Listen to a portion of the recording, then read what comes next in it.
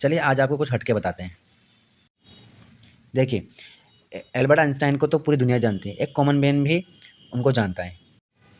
अब हम सबको पता है कि आइंस्टाइन बहुत ही ग्रेट साइंटिस्ट रहे हैं, लेकिन उनके अलावा भी कई सारे साइंटिस्ट हैं जो बहुत ही ग्रेट थे, जैसे कि ये चारों।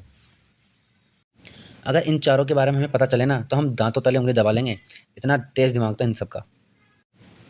तो आइंस्टाइन और इन चारों में क्या डिफरेंस है? तो इनमें ये डिफरेंस है कि जो आइंस्टाइन थे, वो बड़ी-बड़ी चीज़ों के बारे में एक्सपेरिमेंट करते थे। जैसे कि प्लैनेट्स हो गए, सोलर सिस्टम हो गया, गैलेक्सीज़ हो गई, यूनिवर्स हो गया, ठीक है ना? ऐसे बड़ी-बड़ी चीज़ों के बारे में एक्सपेरिमेंट किया।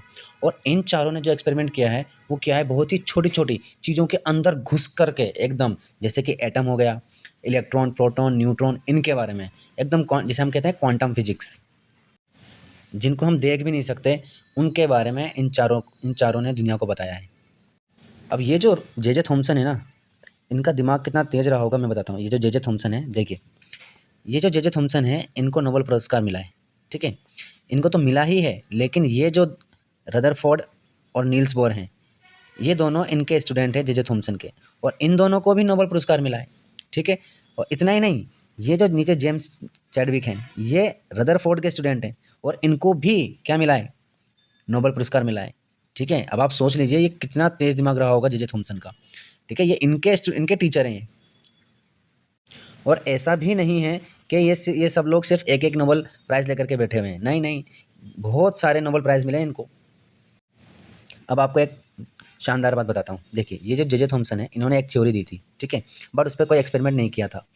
तो ये जो रदरफोर्ड हैं, जो कि जे थॉमसन के स्टूडेंट हैं, इन्होंने अपने टीचर को सही प्रूव करने के लिए एक्सपेरिमेंट किया, ठीक है? बट जब एक्सपेरिमेंट हुआ और एक्सपेरिमेंट के बाद जो रिज़ल्ट आए,